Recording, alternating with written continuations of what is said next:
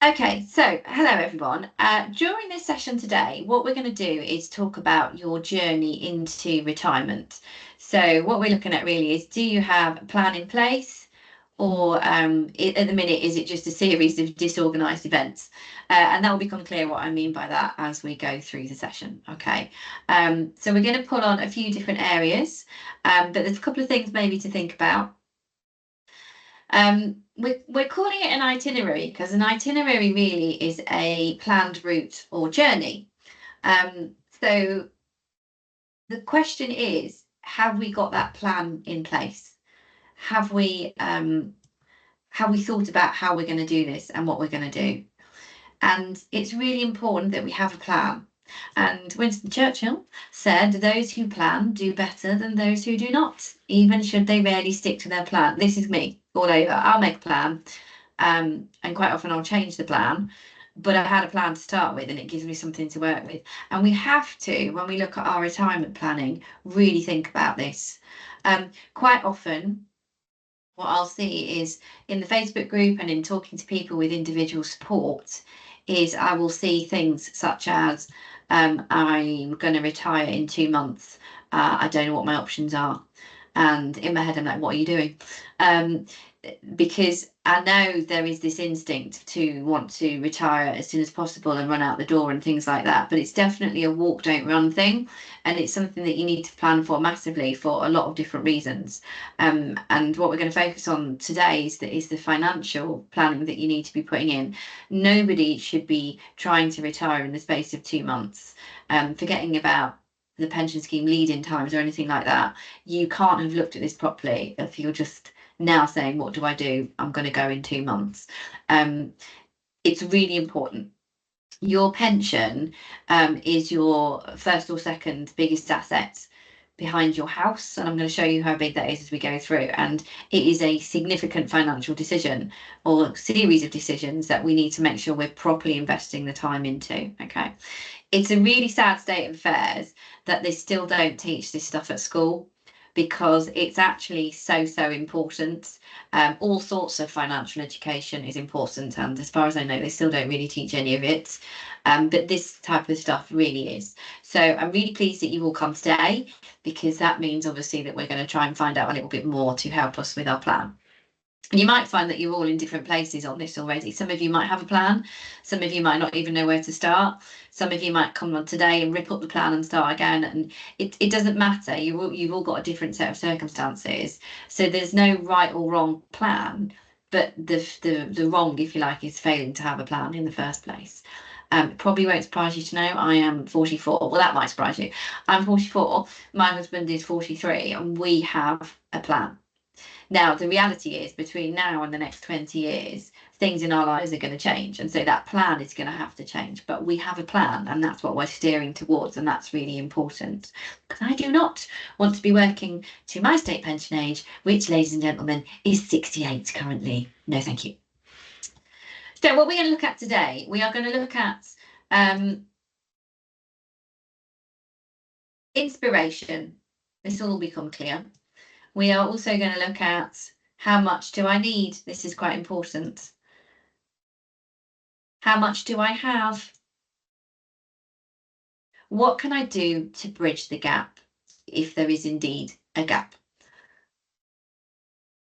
And what should you do now? So these are the areas that we are going to cover. I sent you a little checklist earlier on. You may or may not, I say little, it looks quite big, doesn't it? You may or may not have had a look at that, but you may notice, if you've got the checklist open, that the colours on the checklist are the same colours as we've got on our little agenda here. So we've got a section of orange, we've got a section of blue, we've got a section of teal, and so on. And it's just to try and sort of group those tasks together so that you can look at them in sections rather than trying to look at all at once. So, inspiration.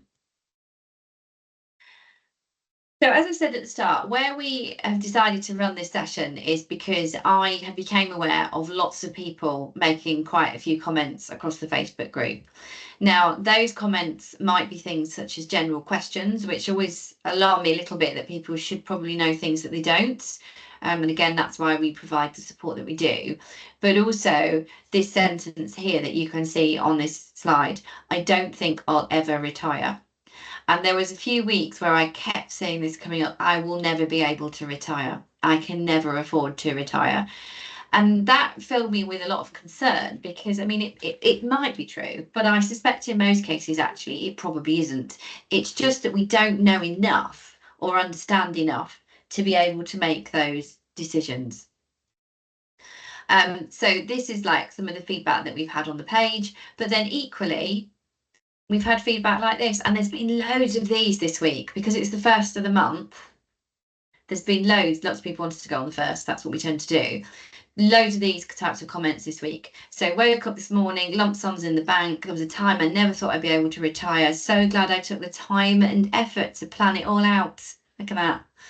Feeling positive. And these are genuine comments that we've had on the group. So this was really helpful for us to start pulling this together to think about, okay, what is it that you need? And what are the things that fill you with dread? So here's a question. Anybody who wants to volunteer in the chat, what is it that's made you come on this session today? What is it that worries you or that you're anxious about? Or are you just coming so that you can have a takeaway and a picnic, which is also a very valid reason, to be honest. So is there anything in particular? Right, yeah, Wendy. So this is what I was sort of expecting, not enough money to retire. 59 and in 2 pension pots. Just seeing if they're coming through. To make sure I am start planning what do I need to think about, knowing how much I need, having to work until I'm 68, not enough to retire early, the state pension. Oh, here we go. Wow. Right. 51, don't have a house, so I need to think it through. Ah, interesting, Tracy. I don't know how I need at retirement. I want to check I'm doing as much as I can. The process of starting the form, make sure I haven't missed anything, wanting to plan. Okay, brilliant.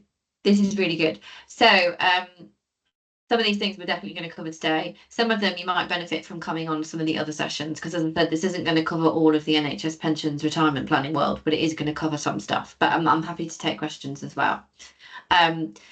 The probably where to start is the value of the pension benefits. That's one of the things that we need to understand. So this on the screen here, for those of you who are in England and Wales, this might look a bit familiar to you. And this is a screenshot from your total reward statement. If you are in Scotland or Northern Ireland, you don't get this number, so just go with it, okay? On the total reward statement, you'll see there's a section that says hypothetical annuity cost. And for this particular person here, it's 104, 106, maybe £1,000. Now, the hypothetical annuity cost is the estimated market value of your benefits. So what that's really saying is that for you to get the same value out of your NHS benefits in a private sector pension, this is how much the pot in the private sector would have to be worth. So this person here, this is a 2015 pension, is £2,000 per annum currently. And that pot needs to be £104,000 in the private sector to get the similar sort of pension. Now, when you put it in terms like that, what you can see is how valuable it is. And when I said earlier on that it is your first or second biggest asset, typically it's only going to be second if it's behind your house. You can see how valuable it actually is. Okay, so the reason we need to talk about that is because this comes back to the loop that I said earlier, is that you cannot just run into this blind, because if you make an ill-formed decision, it might not be the right decision for you, actually, and you might end up doing yourself out of hundreds, if not thousands of pounds every single year. So it's really important that we understand the value. Nicola, is this the same as the CETV figure? No. So a CETV is a cash equivalent transfer value, and that is if you move the pension from one scheme to another, which you can only do with NHS public sector to public sector, or if you were valuing it for divorce purposes, it's the CETV. It's not exactly the same number, no, it's just done on a slightly different basis. So that's just something to be aware of, is that the hypothetical annuity cost is on the statement to show you the value of the benefits comparatively to if you were not in a public sector pension scheme, basically. All of the statements, so your total reward statement, or if you're in Scotland or Northern Ireland, your annual benefit statement, when it shows you the pension amount, so the £2,000 odd here, that is per annum. So that means for this person, if they retired today, they would receive £2,000 per year every year that they are alive. And that actually goes up each year by inflation. Now, this statement as well doesn't project forwards. So it's not saying this is what it's going to be worth when they retire, perhaps in 10 years. It's saying what it's worth as at the end of March. So it's not adding any future pension benefits. It's just showing you what it is at the moment, payable at the normal pension age. So that's what all the statements will tell you, unless you get a formal retirement estimate, which then shows you what it is worth currently. Okay, so just use your statements. Your statements, if you can access them, I'm waiting for I can't access my statement, but if you can access your statements, these are what you should be starting with when you're looking at your plan, because these are going to give you an indication of what your pension is currently worth. Now, for those of you, there are a few of you I can see already who are thinking they were going to retire in 10 years time, 15 years time, whatever that is. Obviously that number is going to increase because you're still adding to your NHS pension. So Lisa, is that 2,000 in this example subject to reduction if taken now? No, that's at the normal pension age. So that's this person is like me, they are extremely young, and their normal pension age is 68, as you can see there, which is state pension age. So it's saying if you stop paying into the scheme now, and you then took the pension benefits at 68, it would be £2,000 a year from there on. The total reward statement can't include any adjustment for early retirement because it doesn't know when you would be looking at early retirement, whether it's 55, 57, 60, 62, and so on. So it's always going to show you the benefits as at now. And that's why it's really important, if you take your benefits early or want to take them early, you need to get yourself an estimate, because that will include the early retirement reduction. You can, however, also access the early retirement factors on the NHS BSA website, so you could do it yourself. So, for example, if you want to take the benefits at 60, you would take about 29% off that amount, because that would be the early retirement factor. So you can do it yourself if you want just an idea, or you can request an estimate if you are thinking of taking the pension benefits in the next 12 months. Okay. Now that we know that our pension is such a significant asset, we need to remember that we wouldn't typically plan a major purchase without planning and research, would we? Usually. So for even down to our hot summer holiday, so there's a statistic, for those of you who've been on a session before, you'll have heard this before, but you get to hear it again because it's that good. Every time we plan a summer holiday, which could be every year, or some people could be a couple of times a year, we research that summer holiday for about 8 hours. So that would be where we're going to go, when are we going to go there, how are we going to get there, the weather, what we're going to do when we're there, hotels, resorts, all that type of thing. It's about 8 hours. That sort of feels about right, doesn't it? We, on average, spend 4 hours in our lifetime researching our pension, which is absolutely terrifying when you consider the value of that compared to the cost of a holiday. If you buy a car, or a camper van in this case, then we're going to typically do some research about the vehicle. So is it new? What things has it got on it? You know, how fuel efficient is it? If it's electric, what's the charge like? It might be if it's second hand, does it have a service history, all that kind of stuff. Does it do what you want it to do? What's the tax? What's the insurance? You know, we're going to do that, and we might spend £5,000 on a car. We might spend more, but you know, they are big purchases, but in the grand scheme of things, small big purchases, if that makes sense. And then if you buy a house, Well, that's massive, isn't it? That's a huge purchase. It's a huge amount of money that you're kind of levying yourself to your mortgage company against. And also, you wouldn't buy your house without taking the right guidance. So you typically would get a survey. And in fact, a mortgage company would insist that you get a survey on the house to check that it is worth the amount of money that you're spending on it. And we never get upset about having to pay the cost of a survey. We just accept that we need an expert view on this, and that's what we do. Maybe we should do that with our pension as well, eh? And these are all big things that we would spend money on, and we research it and we put the time in, and where we need to, we will pay an expert to help us. But we don't do the same with the pension because we don't value it the same. And that is what we need to change. So if I'm terrifying you at this point, good, because you need to be terrified. You need to be thinking, I had not appreciated what this means and how significant this is.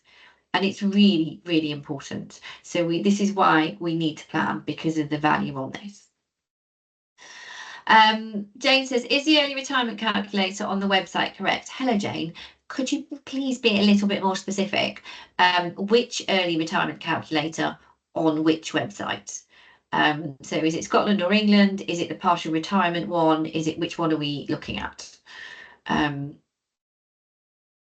Is it Northern Ireland? Northern Ireland's calculator is really good, actually, just for anyone who's interested.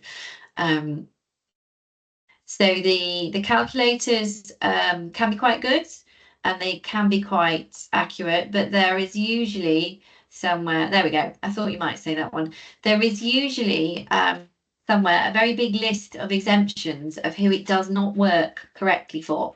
And the England one annoys me a little bit because it doesn't tell you the exemptions at the start, it tells you underneath. Now, the exemptions for England are extensive, and the biggest exemption at the start says if you're affected by the McLeod rollback, this doesn't work for you, which, by the way, is 80% of the membership. It also doesn't work if you're a 2008 person, it doesn't work if you've got mental health officer status, it doesn't work if you're only a 2015 person. So instantly 97% of the membership is wiped out. This calculator doesn't work. So you really, when you use any of the calculators, you need to scroll down until you find the list of exemptions before you use it, because it will not be accurate for you. No. And the England one annoys me a lot because they say it doesn't work for most people. Other things that you need to plan for are if you die.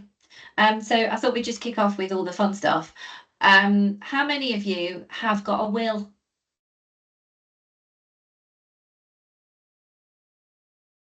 Excellent. Very good. This is very good.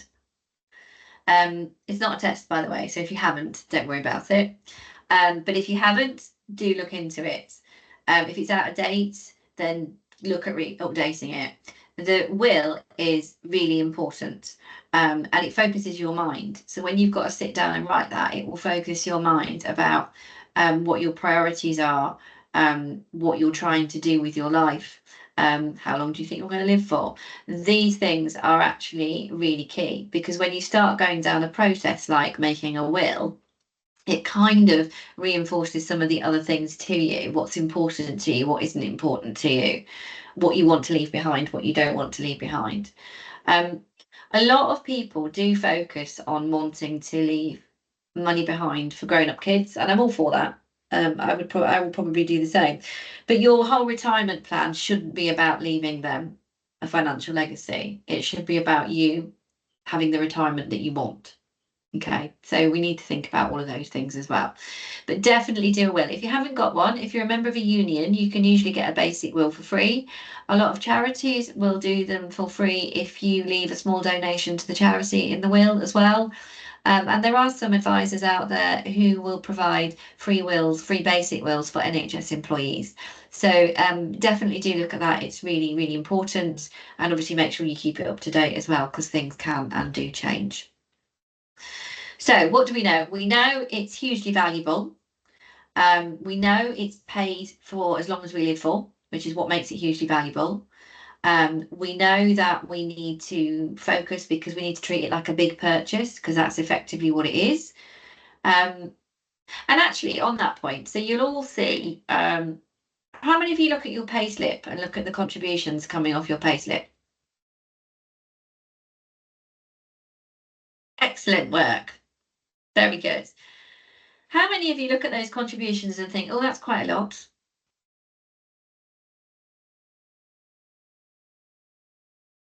Yeah? Has that not inspired you to think that maybe this is really important then and we should find out lots more information? Maybe yes, because that's why you're here now. But that's the thought process, isn't it? It's, oh, actually, this is quite a lot. It's not really in the grand scheme of things, but it looks like quite a lot coming off the payslip. Okay, well, what does this mean? What is it doing? Why am I paying this money? These are all the questions that you should be asking so that you can then work through those answers. Okay, how much do I need? That is very individual to everybody. So let's just rip the plaster off right now and get this out there straight away. Your pension is never going to be the same as your salary. Okay? And in some cases, you might find it's going to be 50% of your salary. And that is a terrifying thought for some people, particularly if it's not something you've looked at before and it's not planned. It is unrealistic for anybody to expect that their pension is going to match their salary because mathematically it just cannot. So with schemes like the NHS Pension Scheme, your pension is a proportion of your pay. So I'm going to stick old school at the moment. I suspect most of you are probably in the 1995 section. And when the 1995 section first came in, the maximum amount of years you could have at that time was 40 years. And it builds up on an 80th basis. Okay, so that means that you get an 80th of your pay for each year. So 40 80ths, if we round that down to the lowest fraction we can, is a half. So when 1995 was introduced, the most you could ever get from the 1995 pension was half of your pay. Okay, so times have moved on, and actually now you can get more than that. And if you're in the 2015 scheme as well, you can probably be getting a pension of up to about 2/3 of your pay, depending on your service and so on. But it's never going to be the same as your pay. Now, it's at this point that is when people will say, I can't afford to retire. Right. And I will say, it's probably not true. But we need to start looking at all of the things that we're now going to look at. Okay. One of the big things to remember is that if you have a £20,000 salary and a £20,000 pension, the £20,000 pension is actually worth more to you. And the reason for that is deductions. So we pay income tax on our pay, our salary. We pay national insurance on our salary. And of course, we have pension contributions deducted from our salary. With our pension, we will pay income tax. We do not pay national insurance, and we will not pay pension contributions on our pension. So therefore, £20,000 of pension is worth more to you every month than £20,000 of salary. Does that make sense? Okay, so for that reason alone, your pension does not have to be the same as your salary. So what we shouldn't do is look at the gross number. We should look at the net income amounts to work out what is feasible and what is not. The other thing is that when you stop going to work, your work-related spending should stop. What is work-related spending? It's going to be different for all of us. If you travel to work, so if you have to go work on site, then you'll have costs incurred for travelling. That might be public transport, it might be petrol, it might be car parking. NHS car parking fees is another salary deduction, isn't it? And that varies significantly from trust to trust. All of those things will stop. You're not spending those anymore. If you buy a coffee in the Costa that's in the hospital entrance, then and you do that every day, that will stop. If you have work clothes that you have to buy, that will stop. So the spending habits that you've got will change as well. So what we're saying is straight away, our deductions are less and our work-related spending disappears. So that starts to shift the balance a bit, doesn't it? So our pension is not going to equal our salary, but it doesn't need to. Okay, that's the first thing that we need to accept. And if we can accept that, then we can move on. All right. Just generally, your spending habits are going to change. So if you've got a mortgage, usually the mortgage is paid off either at the time that you retire or before. Okay, sometimes people use their lump sum to pay it off. Your mortgage is typically your next biggest expense, and that's going to go. Okay, so now we're not paying our 300 quid a month or whatever it is on pension contributions. We're not paying our mortgage either. Our work-related spending has gone down, and we're not paying any national insurance. This is tremendous. This is starting to look like something quite positive. So your other spending habits will change as well. You might have offloaded the kids by the time you retire, for example. You might currently be running 2 cars, but when you retire, you might only need 1 car in the household, or not, you might not need any cars, or you might downsize. And so your other spending habits will change as well. And that's really important to recognise. You're probably not going to be spending the same things now as you do then as you do now. In some ways it might go up because you might be doing more social interactions and fun activities and stuff, and that's fine. But where you're removing it from one place, you might be putting it in somewhere else. So these are things that you have to assess. You have to look at how are you spending your money now, and how is that going to change in retirement? It's too easy to think, well, I earn £25,000 a year now, my pension is going to be 13,000, that's it, I can't retire. It's very easy to do that, but that actually isn't giving you the full picture. And so we really need to kind of really drill into the details so that we can work out what we want to do and what we can afford to do. Hello, Laura. Great name. If you retire early and stop paying national insurance contributions, are you at risk of not getting a full state pension? Yes. And we're going to talk about state pension in a minute, if that's all right. But that is correct.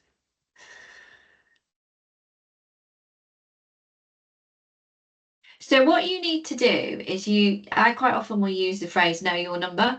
And what I mean by know your number is what is the net amount of monthly income? So what is the amount of monthly income you need to receive in your bank account to cover the things that you need to cover?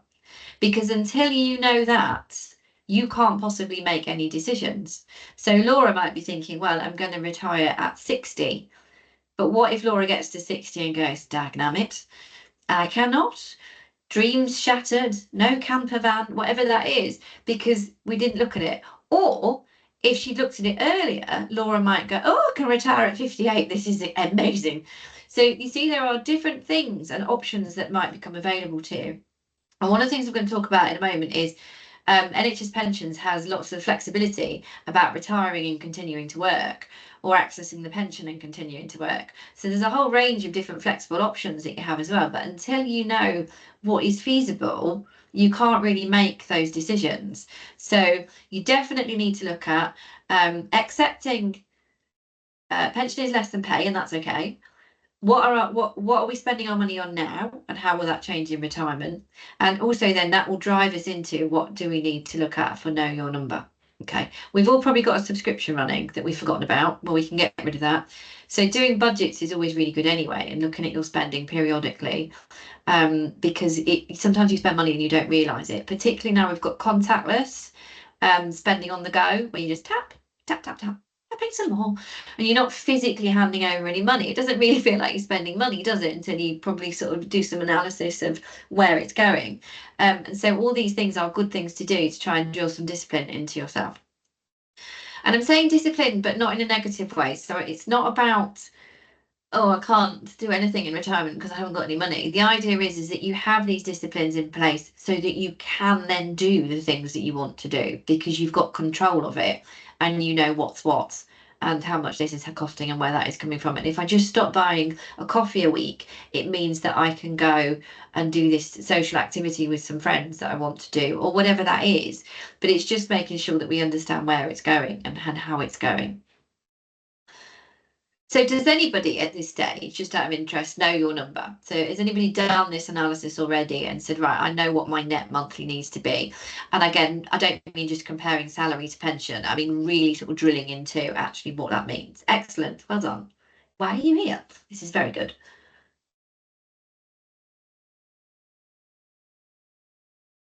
So one of the first things to do, we'll run through the checklist at the end, is to go away, and that's got to be your starting point, hasn't it? Is how much money do you need? And it won't be necessarily the same as what you need at the moment. So know your number, step one, always step one. Oh, hi, Laura. Yes, you did. I remember. You're more than welcome. I'm glad it helped. And I'm glad you know your number. I would be very sad if you left that session and you hadn't done that. So how much do you need? Now, this is another thing. What we tend to do is we tend to focus on, I need £12,000 a year every single year that I retire. Do I? So what you tend to find in retirement is that your spending habit isn't flat. So what I mean by that is it's not, if we took the graph here, it's not a straight line across the graph where it's the same all the way through. It moves. And this is what we typically would see somebody's kind of spending habits in retirement. So early on, we spend more because we're going to do fun stuff. Like Dion is going to just eat all the mince pies. Because she can, because she's got loads of pension. But then the older we get, it kind of flattens out a bit because we've like bought our camper van or we've gone and done like 27 cruises or whatever we wanted to do quite early on. And then so it flattens out. And then as we get older again, it kind of drops off a bit because as we get older, we slow down a bit usually. So we're not necessarily going to be doing 27 cruises a year, but at 75, we might just do 2. So the amount of time we can travel or be super active starts to decline. And because that happens, we don't spend as much money because we don't need to. But then, and you'll see, and then it kind of levels off again. But then as we get older again, it might start to go up a little bit. And that might be because we need some help at home or some support and so on. So you definitely need to make sure that your income in retirement is at a minimum level to meet all your priority billing and things like that. But it isn't necessarily going to look the same from the start of your retirement to the end every single year. You'll find it will fluctuate, or it should do, depending on what it is that you're doing and how you're doing it. Okay. Excellent work, Dion. I hope they're like extra special mince pies or something. Nicola, hello. How do you account for the future costs, inflation, etc.? E.g., 48 wanting to retire at 60. Is there a set figure to decide on your number? Okay. So the nice thing about schemes like the NHS Pension Scheme, Nicola, is that they are inflation linked. So what that means is that once they come into payments, they increase every year in line with inflation. And the 2015 scheme actually also increases by inflation plus 1.5% while you're a member of the scheme. So you're right, at 48, you're looking at 60, which is 12 years away, and inflation will have been factored into that. If you start looking at it now, do it on today's figures because you know that your NHS pension is inflation linked. So at 60, the figures themselves might have changed, but so is the pension figure because the pension figure is going up with inflation. So from a loose planning point of view, do it on today's figures, understanding that both the actual spend but also the pension are going to increase together in line with inflation. So it's a very strong feature of schemes like the NHS Pension Scheme is it's inflation linked and it's uncapped. So that means there's no limit on it. So in 2023, the pensions went up by 10.1% because that's what inflation was. And in 2024, they went up by 6.7%. So there's no limit. It keeps that inflation link all the way through. There we go, Frida. Totally covered that off. Excellent. So my plan, just as an example, is based on what we spend at the moment, but taking out things. So we currently have some child payments, which will stop. We currently have the mortgage, which will stop. We have a couple of other things that will stop. So then I can look at, right, with what I'm left with, let's use that as my ballpark to work it forwards. Hello, Karen. Does the 1995 go up? So once you start receiving it, it goes up in line with inflation. At the moment, if you're an active member of the scheme, it doesn't go up by inflation, but it goes up when your pay does. So if you're all getting the 5.5% increase this year, that pushes your pay up, which will then also push up the 1995 benefits. Similarly, if you had a promotion or you moved up an increment in your band, which some of you might be as well as a result of the pay review, you get that uplift earlier, that will push the pension up as well. So it does go up, but in a different way, and it just depends on what's happening with your pay, okay, when you're in service. Now, there are some statistics out there which give us an idea of the income levels that we might need. So there's an organisation called the Pension Lifetime Savings Association, PLSA. This is a little link here. And they do a survey every so often called the Retirement Living Standards Survey. And that essentially is a review of a group of people to work out the average rates of income that people need when they retire. I'm always a bit nervous about doing this because it can get some strong reactions, but I'm going to show it to you just so it starts to give you some things to think about. Everybody's scenario, though, is really different. And there are quite a few things that we need to factor into this, okay? And this is an average on quite a small number of people. So what I don't want you to do is look at this and then run away and cry or eat a box of mince pies. What I want you to do is look at it, have it in mind, but then go back to know your number, because where you live in the country and your personal financial circumstances are not the same as somebody else's, okay? But it's in because it can be quite a helpful guide if we don't pin our hat on it, okay? That's really important. The other thing, I mean, I've jumped in there with the figures are scarily high. Yes, but remember you've got your state pension as well. And the state pension currently, which we're going to look at in a moment, the full state pension is about £11,500 a year. So when you're thinking about that as well, actually these figures then don't look quite so frightening. But don't just focus on the NHS pension, okay? Karen, if you left the NHS 4 years ago and you have not yet accessed your pension, then it is linked to inflation as well. Obviously, it can't link to pay because you don't have pay to link to, so it goes up with inflation, yes. Hayley, does the 95 practitioner scheme still go up each year with inflation and 1.5% if an active member? It does, Hayley, same as 2015, yes. Okay, so let's have a look at some of these figures. Now, as I say, we're not to get too excited about this, okay? We've got figures for a single person and figures for a couple. So the assumption here is that as a couple, you would share financial expenditure, and you can therefore see that the figures for a couple are not double what you need for a single person, because it's proportional, because you've got one house and you've got, you know, one lot of heating and one lot of water and stuff like that. So it is more, but it's not double, okay? So when they talk about minimum, what they're saying is that a single person to live a comfortable life on minimum expenditure is about £14,400 a year.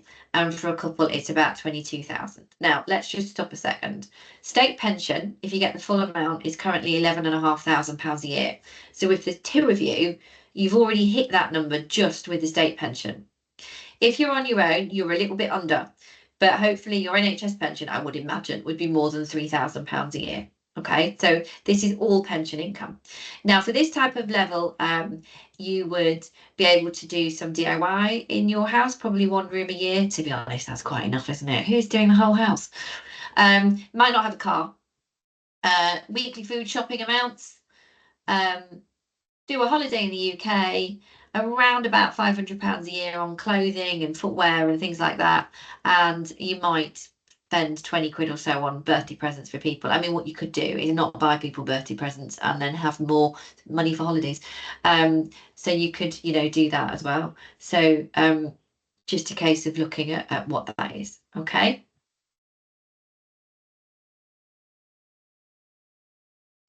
If you want moderate, so this is probably where most of us are aspiring to be, I would imagine. For a single person, it's £31,000 a year is what they say. Again, remember, 11,500 is your state pension, and a couple, it's about 43. And that's lots of decorating. You've got cars, your food shop is a lot more, you've got holidaying more, you've got, you know, and you're spending 800 quid a year on clothes.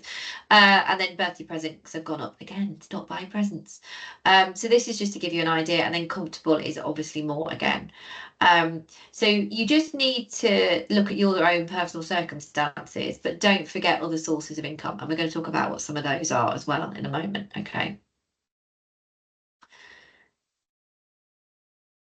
Does anyone have any questions? Stephanie, what is NI mod? Stephanie, what are you looking at? These are net figures, Nicola. So these are what you need to receive. There's nothing wrong, Lee, with shopping in Primark or Shein or any places like that. I'm currently sat here in a Shein jumper that costs £7. State pension on the internet. Okay, let's do state pension in a second, literally in a second, if that's okay, and that might help you. So what do we know? We know our pension is massively valuable. We know we need a plan. We know it isn't going to match our salary, but it doesn't need to. And we've got a broad idea now of knowing what our number is. So we've done that. Okay. So how much are we going to get? How much do I have? Okay. That's the next part of our plan. So from the state, let's start there.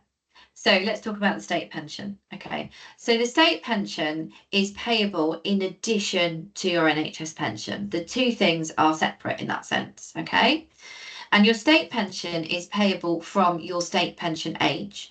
Now on the slides, this little black box here is a link, and you can access that link and it will take you into your .gov gateway, and it enables you then to see your state pension age.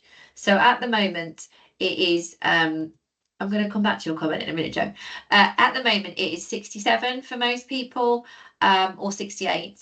So anybody born after 1979, like me, our state pension age is currently at 68. So it will vary depending on your date of birth. Okay, joyous. It will also show you your weekly entitlements. Okay, now the maximum entitlement is £221.20. Now mine, if I log in, will show that I'm due to get the maximum.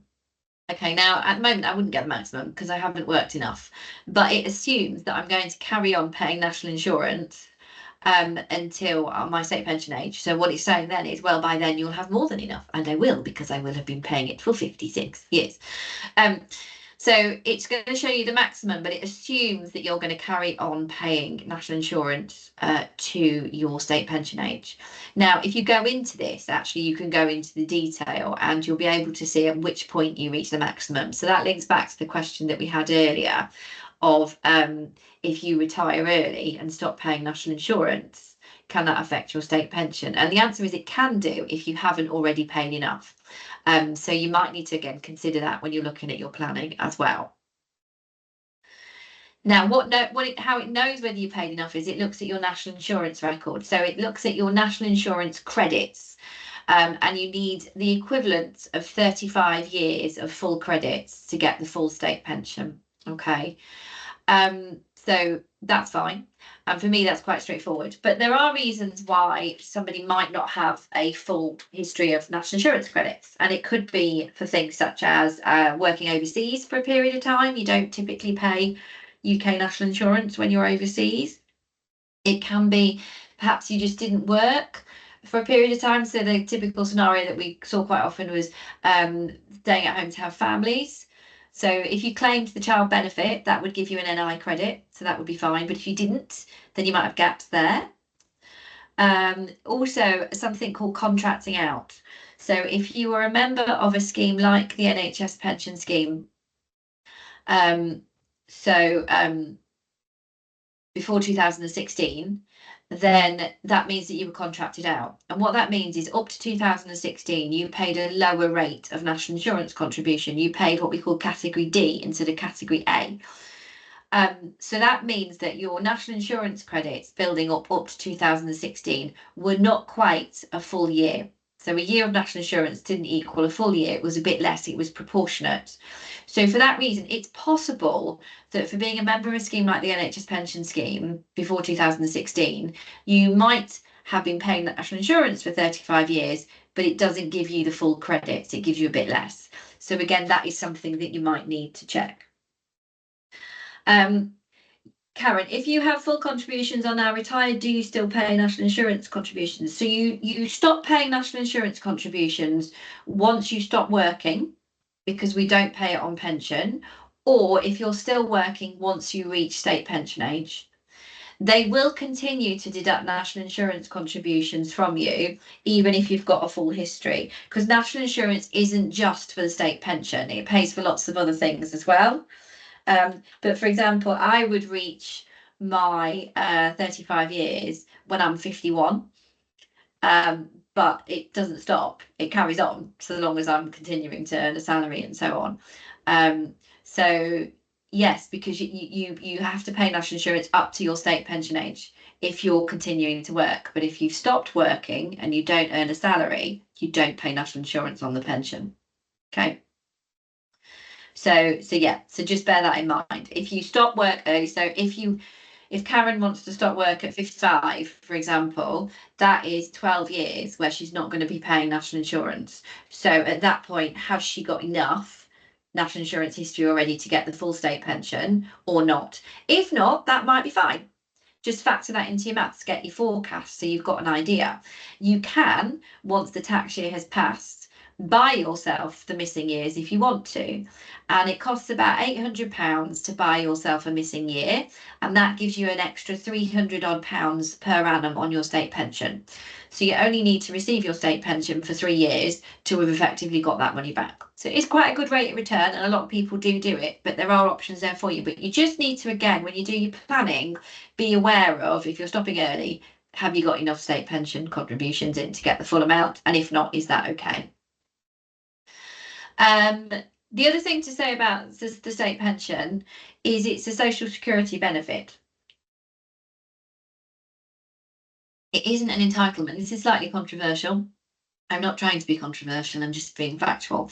The state pension in its current form, or a similar form, came into existence in the Social Security Act 1946, so at the end of the Second World War, and it was put in place for obvious reasons. And it's been the same ever since, as in it's been a benefit ever since. It's not a new thing. It wasn't something that the Tories did in 2016, which lots of people tend to think it is. It has always been classed as a social security benefit. It is a contributory benefit, as some benefits are, which means you have to have your NI credits in this case to get that benefit, but it is a benefit nonetheless. Now, this is important because what it means is your state pension isn't building up in a little state pension pot for Laura. Your state pension, your national insurance contributions that you pay effectively pay the state pensions for people who are currently state pensioners. So your contributions are paying for those people now. It's not building up anywhere for you. Now, what that means as well as it being a benefit is it can and it does change. So we saw a change in 2016. We've seen the changes in the state pension age. So if you're quite away from retirement, it is probably going to change again. And this links into Karen's question where she says, do I think there's a possibility that our state pension might be means tested in the future? And I think it's an option that is going to be explored. Obviously, I don't know the answer. I'm not in the government. I don't want to be in the government, but I do think that particularly for younger people, the longevity, that means people are living longer. We've got a bigger aging population. All of those people receive their state pension for more years, which means it is more expensive. It's the biggest benefit spend is the state pension. It costs us £110 billion a year currently. It's not going to be sustainable to keep that moving on the same level indefinitely. So I think there will be changes that come. Now, usually when that happens, it doesn't change for people who are already receiving it, but it might change going forward for people, and we need to be prepared for that. It's just because the world has shifted. People are living a lot longer. People were living like 12 years when the state pension first came out, and now people live on average into their mid to late 80s, so it's like 20 years. So it's obviously pushing that all of the time, and we just need to be realistic about it. Okay. So state pension is important, but it's an important part of the retirement planning, particularly if you're thinking about retiring probably in the next 10 years. For people such as myself, I ignore it. So I do my planning pretending there isn't one, and then if we get anything, that's a bonus. That's the way that we're kind of treating the state pension at the moment. But if you're closer, then definitely you need to include that as part of the planning as well. Okay, I'm just jumping back to questions. Bear with me. Karen, I've looked into this in the recent past. Or is this the living standards and doesn't include owning or running a car? No, it doesn't. But again, it's average. It's average. And remember, I live in Gateshead in the northeast. It doesn't cost me the same to live as it does somebody who lives in Kensington in South London. So remember, it's just total averages. It's not the same for everybody. And that's why I'm nervous about putting them up, because people latch on to one thing and it's like, no, be aware of it. It's quite handy to have in the background, but actually look at, you need to know your number, not somebody else's. And that's what's really important. Okay. Joe and Lee, I spend too much money. I'm going to talk to you about this in a minute. I'm going to say yes. I don't really know you personally. It's not a personal attack. I'm going to say yes, you do. And I'm going to say we all do, because we've all got access to Amazon and online shopping. And as I said, the instant tap on contactless. We all spend far more money than we need to. And that is just the way it is. It's not a criticism. I'm exactly the same. I'm like on first name terms with my Amazon delivery driver and my every woman. And because we have it so available to us. And so we spend a lot more on stuff that we wouldn't do normally. Okay. Nothing wrong with that. If you've got the money and you want to spend it, you spend it. But you're not going to need to do that in retirement. And that's where the planning comes in, to just say, okay, right, that's fine. And we're going to look at that a bit more later on. So I'm going to say, yes, you probably do, but so do I. And so do probably quite a lot of people. Okay. Lucy, do contributions reduce if you're part-time? So your national insurance contributions are based on a percentage of your income. So if your income is lower, then you will pay less, but it's percentage based up to certain thresholds. So yes, maybe. I've done that one, Karen. What if you retire and then get a little casual job? Excuse me. Sorry. You all know there's at least one sneeze on the webinar. If you get a job and you earn enough money, Hayley, to be over the lower earnings limit, which let's just call it around about 10 grand a year at the moment, then you will pay national insurance. If it's below that amount and it's casual, then you won't. So your national insurance contributions are based on limits, and the limits are kind of the amount that you earn. So if you earn below a certain amount, you won't pay any, and therefore you don't get the credit, the NI credit. If you earn over a certain amount, you pay a percentage on that amount, so similar to income tax. And again, over an amount, again, you'll pay a bit more. Luminator, I worked in the EU till 2004 and then moved to UK NHS, so assuming need to check if I can pay back some of the NI. You can check, I think, because you weren't in the UK, they might say no, because those years are too far away as well. Usually you can only buy back any years from the last 6, but have a look into it. There might be a special exception. Anita, can the government change the goalposts on the 1995 pension at any time? It's not outside the realms of possibility, Anita, but I would say they won't do that. Very, very, in fact, never do they do a retrospective change, because it shifts the goalpost too much. So they may introduce future changes. So we've had the 2015 scheme come in for future pension. They might change that again for future pension going forwards, but very, very, very unlikely. And there's no precedent being set that they've done retrospective changes. So I would just put that out of your mind, to be honest. It's not something that I think you need to really consider.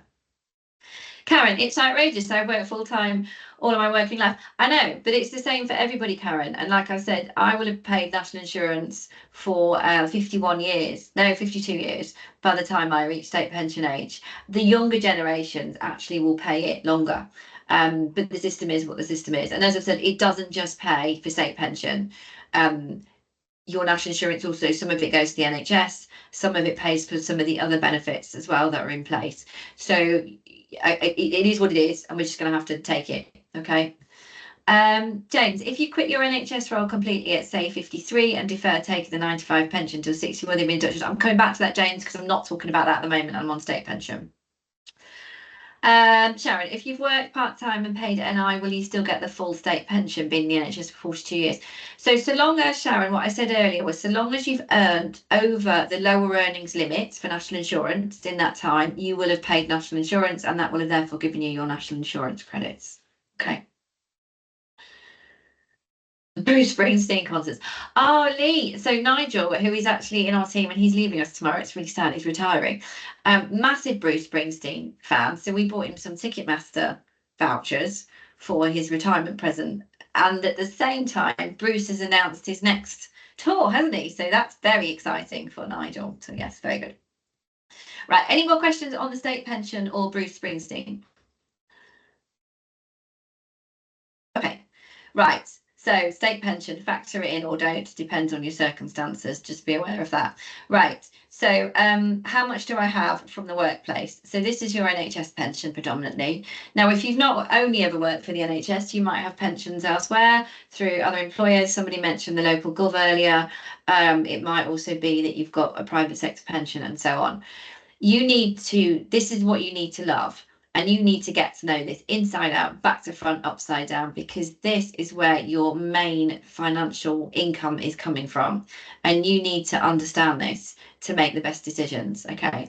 Now, I'm not going to spend hours and hours on this. That's what the other sessions are for. I'm just going to run through a couple of key points for you. Just so that you've got something to start building your plan with. And then you may want to come on the full pre-retirement session, which goes into these things in a lot more detail. So the NHS Pension Scheme currently has 3 sections, 95, 2008 and 2015. So what we've got on here is focusing on officer members. Your 1995 and 2008 are called final pay or final salary sections. And that means that the pension is calculated based on your current pay. That's important. Current pay, not when you moved to 2015. It still links to your current pay now. Okay, and your service. So the service is the length of time that you have been in this section for. So not including 2015, this section, in years and days, but prorated down if you ever work part-time during that time. Okay. And the pay, as I say, is linked to your current pay, but it is full-time equivalent. So I'm going to do this 8 times because people keep asking me the same thing. Full-time equivalent. So you are now in the 2015 scheme. If you choose to reduce your hours and your employer agrees as part of your retirement planning, it does not affect the 1995 pension because it uses full-time pay. Similarly, if you choose to increase your hours, it does not affect the 95 pension because it uses full-time pay. Okay, we got that? So what we do is we've got fractions. You can see that's the formula. So the fraction is what we call the accrual rate, and it's the rate at which the pension grows. So we would do 1 divided by 80 times by the full-time pay times by your service, and that gives us our annual pension. So our annual regular income. So if that is £10,000, I'm going to receive £10,000 per year every year that I receive my pension plus inflation. In the 95 section, we also get a lump sum, which is 3 times the pension. So if my pension is £10,000, then my lump sum is going to be £30,000 because it's 3 times that. Now I can, and I'm going to come on to this in a minute, choose to take a higher lump sum if I wish. That's called commutation. We're going to look at that in a moment. 2008 is very similar. So again, it uses final pay. Again, it's current pay and it's full-time equivalent pay. You can see our fraction is different. It is 60th. So here's a question for you. Is 60th bigger or smaller than an 80th?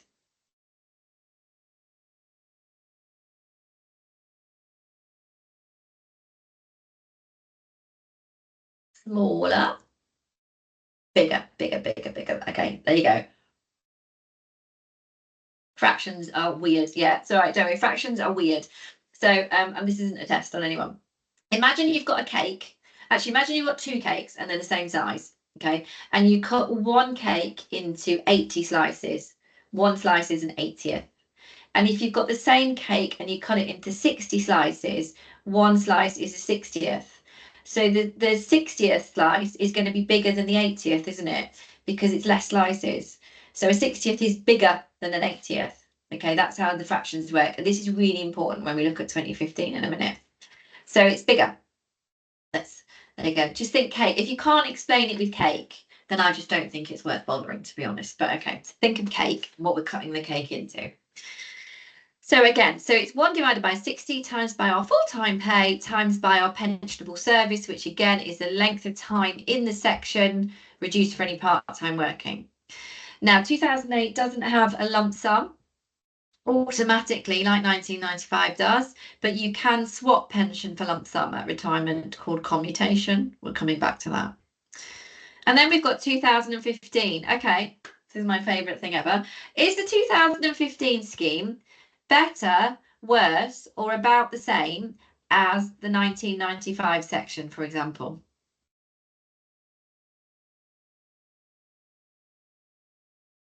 Heidi didn't sound convinced there. Better?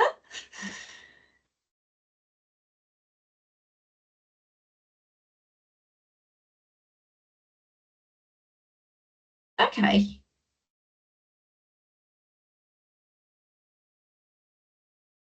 very good. Stars for everyone. Um, so I like the honesty. So it's about the same, but I don't know why. Um, right. Okay. So the short answer is it does depend on your circumstances, but it's similar. I would say in nearly all circumstances, it's similar. Okay. Right. So let's have a look at this. So the 2015 scheme is a little bit different. It's what we call a care scheme. And what that means is that we calculate the pension every year based on your pay each year. So well, you can see we've got a fraction again, which is a 54th. Now, is a 54th bigger or smaller than an 80th? Yeah, bigger, exactly. So it's actually a third bigger than an 80th, believe it or not. So it builds up much quicker than the 1995 would year on year. Okay. Now, in addition to that, it revalues each year by inflation plus 1.5%. So in April 23, the whole of your 2015 pension went up by 11.6%, and in 2024 it was 8.2%. Okay. So every year it's building. So what we do is we take your pay and we divide it by 54. So let's just say that our pay is 54,000, just because it's easy, and we divide that by 54. That means I've got £1,000 per annum of 2015 pension after 1 year in the scheme. The following year, we do the same thing again. So let's say my pay hasn't changed, not outside the realms of possibility in the NHS. So it's still 54,000. I'm going to divide it by 54. I've got another £1,000. So I add that on. I've now got £2,000 of pension per annum. And the following year, we do the same thing again, and so on and so on. Plus, it's also growing by inflation plus 1.5%. So it builds up very rapidly each year. Okay. Now, again, it doesn't have a lump sum like 95 does, but similar to 2008, what you can do is you can swap some pension for a lump sum called commutation. Okay. Oh, have the slides stopped? Right. Hang on a second. Thank you, everyone. I'm just going to do a to try this again. Please hold, everyone. Right. Give it a second and just let me know if that's come back to 2015. Okay, cool. If it's still not working, or Wendy's got the red wheel of doom, Wendy, can I suggest you just leave and jump back in and it might reset itself? Perfect. Okay. Now, the thing to note is the NPA. So the NPA, as you can see here, stands for normal pension age. Now, the normal pension age is the age that you can access the pension without it being reduced for early payment. It is not the mandatory pension age. It's not the age that you have to take the benefits. It's not the earliest age that you can take the benefits. It's the normal age for the scheme. So for 2015, it's state pension age. For 1995, it is 60, unless you've got special class status. And for 2008, it is 65. Okay, so 2015 grows quicker each year, but the pension age is later. So if I want to take my 2015 pension at 60, I can. So I'll go to the scheme and I'll say, hello, please can I have my 2015 pension? And the scheme will go, yeah, but your normal pension age is 68. And I'll go, yeah, I know. So then it goes, okay, well, you can have it at 60, but it will be reduced because you're having it early. So we're going to pay it to you for 8 years longer than what we thought we were going to pay it to you for. I'll go, yeah, that's fine. So that means we're not going to pay you £10,000 a year at 68. Instead, we're going to pay you £8,000 a year at 60. And I'm like, yeah, that's fine. So it gets reduced because what I'm effectively doing is I'm stretching it out to receive it over more years. Now, when you look at the pension figures, in most circumstances, even when you take the 2015 benefits at 60 as an example, they are very similar to what you would have got in the 1995 section. For some people, it's a bit more. For some people, it's a little bit less. It just depends on circumstances. But it's very, very similar. Now, the problem that we have, again, with the I can't afford to retire, is because people do not understand this. And they think that it means that they have to work to state pension age. And they also think that if they don't and they take it early, they are being penalised, which is my pet hate, because you are not being penalised for anything. The pension, which has grown more to start with, is being adjusted down because you want it over more years. If you cannot afford to retire at 60 now, you wouldn't have been able to afford to retire at 60 before. So we need to remove all of that bias that we've got, and we need to know our number, and we need to understand how the pension works and what our pension figures could look like at the times that we want to go. Okay, so that's why it's really important. It grows faster, but it would be reduced if you took it a bit earlier, and that's where the balance comes in. Okay, the 2015 schemes, because they were introduced right across the public sector, were never about unfairness. They were the exact opposite. The problem that we had with the final salary schemes is you had people who would jump up big salary jumps right towards the end of their career and retire, and all of their pension was based on their new salary because of the final salary element. For people who very moderately moved up the career ladder, they didn't benefit from the scheme in the same way, and it was unfair, actually. So part of the reason for the introduction of the 2015 schemes was to make it a more fair and equitable basis for everybody that was in the scheme, particularly lower earners. So 100% need to make sure that this is why you have to invest the time to understand the scheme and how it works. Right, are we all sorted on the slides now? Joan, in a deferred pension, does 95 grow by the same amount of inflation you just mentioned? So 1995, for deferred, for anybody who's deferred, whether it's 95, 2008 or 2015, the benefits increase by CPI, the Consumer Price Index. The 1.5% only applies to 2015 if you're an active member. Okay. Sue, we got the option of retaining the right to retire at 60 rather than state pension age when it will change. So what does that mean? So what it means is that your 95 benefits didn't change. You've got the right to take the 95 benefits unreduced at 60, and that has always been the case. You've retained that right because it didn't change for 95. The retirement age for 2015 is later, as we said, and that's state pension age. So that's all it means. That's all it's telling you.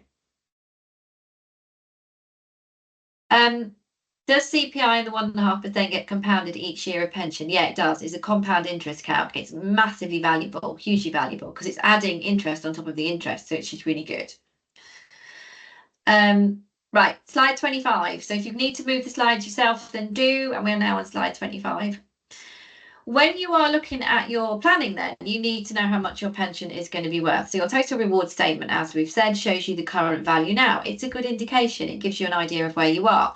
But when you get closer and you think that you might want to take the benefits, you need to ask for a retirement estimate from either your local pay or pensions person, if you have one, or from the NHS Pensions Agency, which currently taking them about 40 working days. You can request an estimate if you are within 12 months of your intended retirement date. The total reward statement is not an estimate. It doesn't include anything like early retirement factors and so on. So you do need to make sure that you get yourself an estimate, because otherwise, how can you plan on that basis?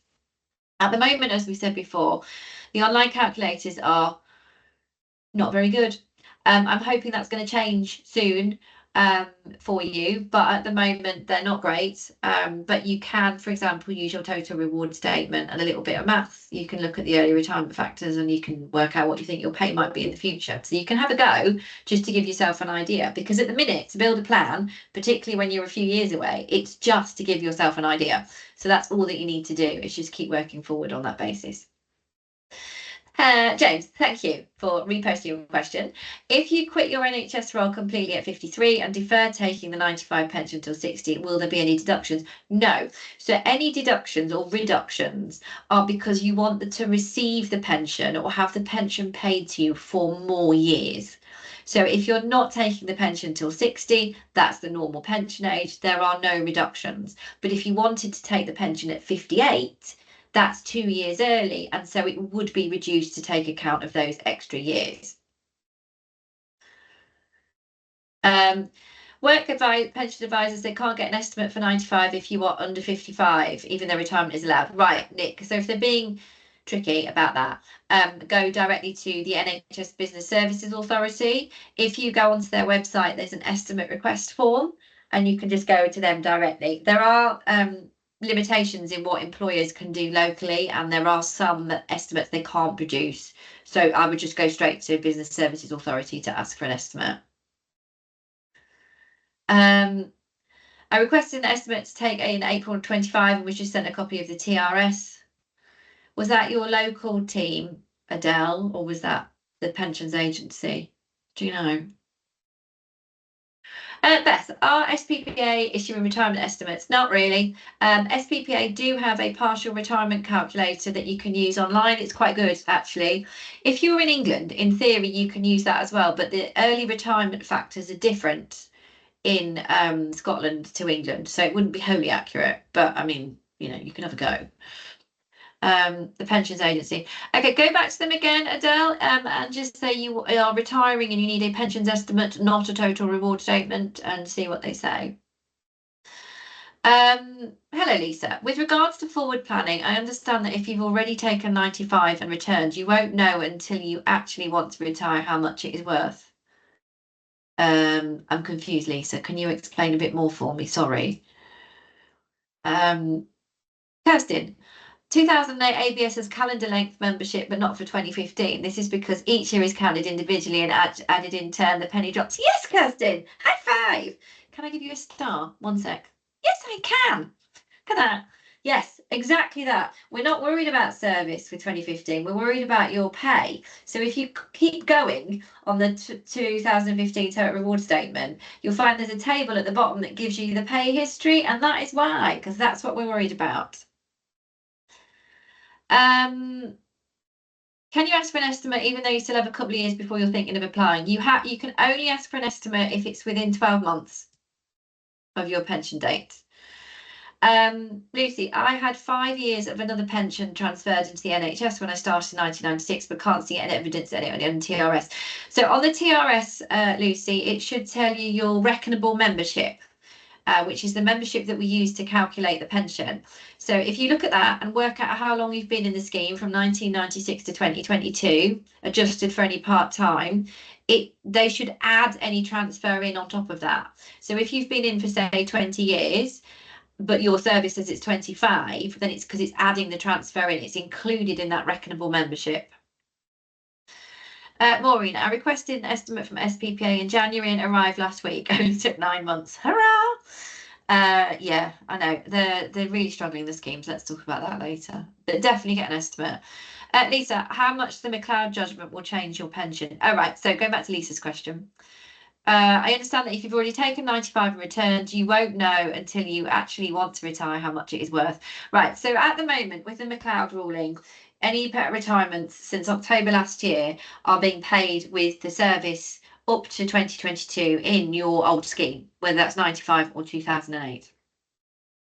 And then by April next year, so April 25, you should get a correspondence that says you retired with this option, you also had this option, what do you want to do? So you would either stick with what you've got if it's better, or you might switch to the other option if it's better, and then that will be backdated and any arrears paid with interest. Okay. What I will say is there's not a significant difference on the pension between the two options. So it's not going to be life-changing differences in most circumstances. There are some exceptions to that, but in most typical circumstances, it's not going to be very significant. So at the moment, I'm in the group, I can't afford to retire, but is there a way of working it out?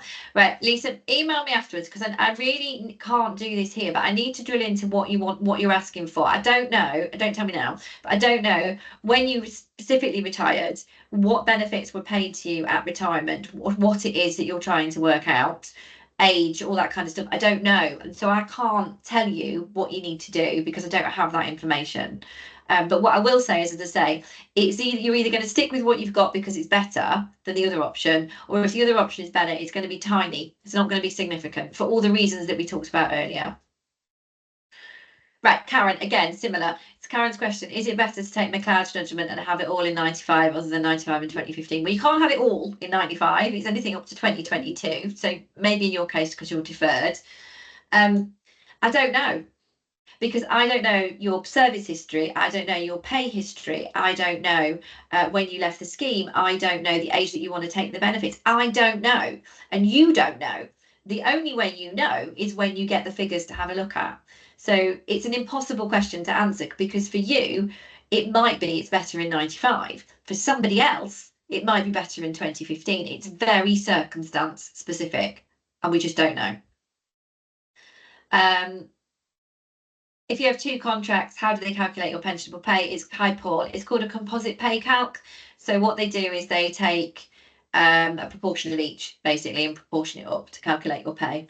So if it's full time across the two, then it'll just be the proportion of whichever added together. Right, Sharon, no, the pension estimate doesn't give you the McLeod option at the moment. We were hoping that it was going to in April, then we were hoping it was going to at the end of the summer, but it still hasn't. So hopefully by the end of the year. But no, you'll get the option, as I've said, to withdraw back in 95 or 2008, and then the other option will be provided retrospectively.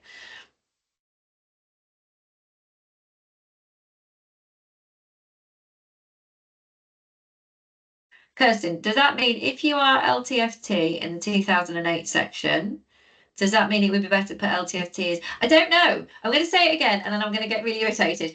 I don't know what is better for you. I can tell you if I do you a full report and run all of the calculations for you, which we can do and we do, and we can set out both options that you can see at different pension ages to see what's better and what it will look like at this age or at that age. And that helps you to do the planning and the modelling. I cannot possibly answer that question on the webinar for any of you, because I could say to Kirsten, yes, Kirsten, that is better for you, but for Paul, it might not be. I do not know. You do not know. Why are we fixating on something that we do not know? We need to make sure that we just understand our options as they're presented to us. Okay, going back to what we said earlier about if you bought a house, you pay for a survey before you made a big financial commitment. Consider whether you do need to pay for additional support on this before you make a big financial commitment. That's where you are, and that's what you're going to have to do. Even if you get the McLeod options, you're only going to get one half of the story. So you might get, I'm going to retire at 60, this is A, this is B. But what you're not going to get is, well, if I took A, but didn't take 2015 and took that at 67, what will that look like? Or what if I took B, but didn't take 2015 to 67, what was that like? You don't get all of that. You won't get all of that. You need to invest the time and the help to get that, okay? So lecture over. I can't tell you on a webinar. I do not know. There's just nothing I can do about that. Okay. Nicola, I was advised that I'm not eligible for McLeod as it's already been incorporated to 2022. I've never been contacted about the choice. I don't know who told you that, but I feel like the message has got lost somewhere along the lines. And this session is not about McLeod, by the way, so I'm going to move on in a minute because, as I said, this is not an NHS pension session particularly. It's more about your options in general. Okay, so let me just do this one more time and then we're done with McLeod. Okay, right, everybody stop typing. Listen. The McLeod remedy puts you back into your original section up to the 31st of March 22. This has happened already. This is the default position. You can see it if you can access your total reward statement. Any estimate you get now will show you that option. Okay, because that is the default option written into the regulations. When you then come to take your benefits, the intention is that you will then get details of the other option as well, which is pension from 2015 to 2022 in the 2015 section. And you can look at those scenarios and you can then choose which one you want. At the moment, the scheme cannot provide that option because it is working flat out to do quite a lot of other things to do with McLeod. But that option will be available on your total reward statements from next year, and we're hoping that any estimates coming soon will also include that. If you've already retired or you retire before you can have that option, it will be provided to you retrospectively, so you can then look at it and make your choice again. So you can either stick with what you've got if it's better, or you can choose the other option if it is better. What is better for Nicola might not be what is better for Ian, because everybody has different circumstances. Nobody is getting shafted. You are being given the information about yourself, and it is up to you to understand and interpret that information to make the decisions. Okay? So your TRS shows the rollback, and that is what is supposed to have happened.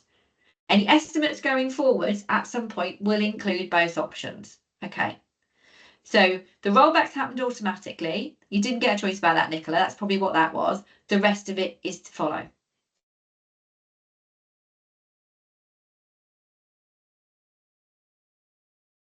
Are we good? Okay. Thank you. Right, got it. Right, let's talk about lump sum. Somebody had a very specific question about this at the start of the session. Okay, so I'm going to backpedal a bit. So, Alison, when you have the choice, it's just which one gives you more money. There are other things to consider. So there are other things to consider, Alison, and this is why, again, I'll go back to it again. You have to put the time into this because you have to understand what's the best decision for you. So you might want to take your 95, for example, at 60, because that's the normal pension age, and there's no point in leaving it beyond that. But you don't need all of the pension at that time. So you take 95 up to 2015 at 60, because the 2015, when you then fully retire at say 63, is worth a lot more to you at that time when your salary stops, so that you're supplementing the income sufficiently. It's not just about one for one. It's about looking at the circumstances for you, and that's what you need to do. And that's why you've got to love this stuff, and you've got to plan this stuff, and you don't walk into it blind. You've got to spend a lot of time on it. Okay. Thank you, Lee. It did, yes. Good. Right, lump sum then. So as we mentioned before, 1995, you get a standard lump sum, but you can choose to swap some more pension for lump sum called commutation. 2008 and 2015, you can also choose to swap pension for lump sum. Right, before you even ask, I cannot tell you what is better because everybody's circumstances are different. Okay. You need to work this out. This is one of the big decisions that you'll have. And there are some things that you'll need to consider. And this comes up on Facebook quite a lot. So the first thing to note is that the lump sum is tax-free and the pension is subject to income tax. Okay. Now that instantly makes people think, oh, I'll take the lump sum then because it's obviously much better, isn't it? And I'll go, okay, but how much pension are they taking away from you for the lump sum? So it's called a commutation factor, and it's 12 to 1. So what it's saying is that for every £12 of lump sum you take, you lose £1 per annum off your pension. So if we just ignore tax and inflation for a minute, what it's basically saying is if you live to receive your pension for more than 12 years, you may have had better value for money by taking the higher pension, because it's not a very good factor. Now, pension is taxed, but increases by inflation. Lump sum is tax-free.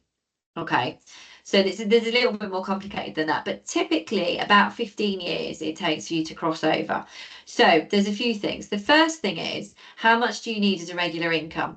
Because if I need £12,000 a year and my pension is £13,000 a year, but I decide I want to take a massive lump sum and my pension goes down to 9, then I don't have enough regular income to meet my obligations, which might cause me a problem. So perhaps I can't take the maximum lump sum. Perhaps I have to take something up to the maximum, because that's the other thing. The maximum is just that, it's the maximum. You could do anything up to the maximum. Okay. So how much do I need as a regular income? What am I going to do with the cash? It might pay for my mortgage. Well, that gets rid of a massive expenditure, doesn't it? So that's much better. It might be that I want to get the kids on the property ladder. I might want to travel. I might want to buy a camper van. I might want to invest it. What am I doing with it? So I can work out what's best. When does other income start? So that might be my 2015 pension. It might be my state pension. It might be that I go and get another little job. When does that start? What does that look like? How does that impact what I do with the cash? How long am I going to live for? $1 million question, isn't it? What's going to happen when I die? Now that's important because if you don't have a spouse or partner, then there's no spouse or partner's pension payable. So sometimes people want to take a bigger lump sum so they can put some into trust. But equally, what you could do instead is keep the higher pension and take out a life assurance policy. So there's all sorts of different options there. What is inflation going to look like? Well, I mean, nobody knows really, do they? So these are all things that you have to think about, and your circumstances are going to be so different to somebody else's. So you've just got to work out what you do. I see people go, tomorrow's never promised, I'm going to take as much cash as I can and run. Fine. I see other people that say, actually, I have quite a good longevity in my family. I value the regular income because I want to do all my hobbies and stuff. So I'm going to take the lower lump sum and the high pension. Again, you can do anything in between that. There's no hard and fast rule on this. It's really about you and your circumstances. Okay.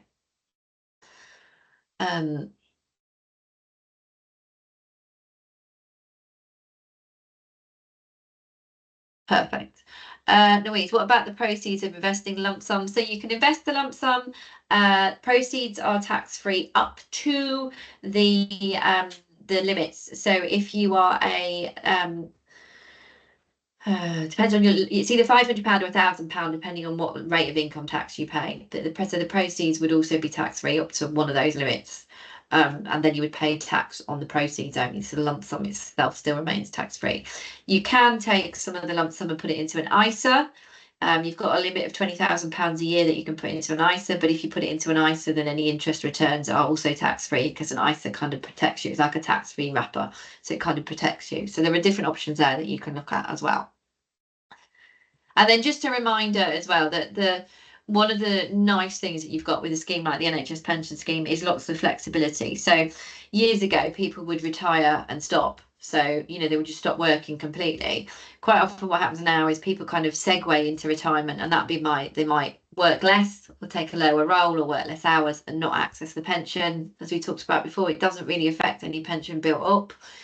You might want to do a retire and return, or you might want to do a partial retirement, and these are all different options that you can explore to continue working in some capacity if you want to. If you want to leave the NHS, totally you can, and you can then access the pension and you can continue to work elsewhere in some other capacity as well. So there's lots of different options, which is also when you're looking at the plan doesn't necessarily have to be work and stop. The plan can be, well, I'm going to graduate down and phase down, or I might go and do something completely different. So you've still got a different source of income perhaps to prop you up till the state pension kicks in. So with retire and return, you're right, Sharon. So retire and return, what I will say is, whilst these are options, both retire and return and partial retirement, the scheme has a set of rules, but employers will have their own local policies as well. And you really need to make sure you understand what the local policies are. So with retire and return, the scheme requests that you have a minimum break of 24 hours, but some employers will insist on more than that, and it's unpaid. You basically leave, you resign, and then you come back on a new contract. Your terms and conditions might change. You need to check that. And as Sharon says there, some people are only given a 12 or 24-month contract. It's incredibly short-sighted, but that is the way it goes. Partial retirement is continuous service, so your employment rights are protected, but you have to reduce the pensionable pay by at least 10%. Employers might not agree to a change of hours. They don't have to. So you might have to get creative with how you can achieve that reduction of 10%. So unpaid leave, split contracts, opting out of the pension scheme for one of them, and so on.